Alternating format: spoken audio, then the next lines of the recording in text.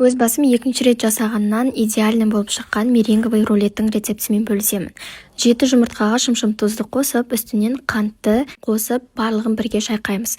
Бізде өте плотный әрі өз-өзін ұстайтын масса пайда болады. Оның үстінен кукуруз крахмалын, лимон согын қосып, тағы бір миксермен шайқап аламыз.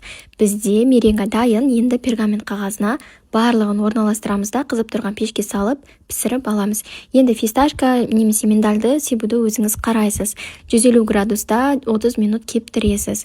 Енді креміне творожный сыр, қант, сливкиді жақсап миксерлеп, үстінен 2 ас қасық фисташка пастаны қосып, жақсап араластырып алдым.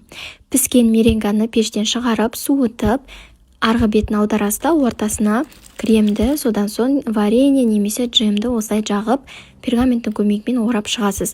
Үстіне өз қалауыңыздағы оформлениені жасап, дастарханға ұсына бересіз.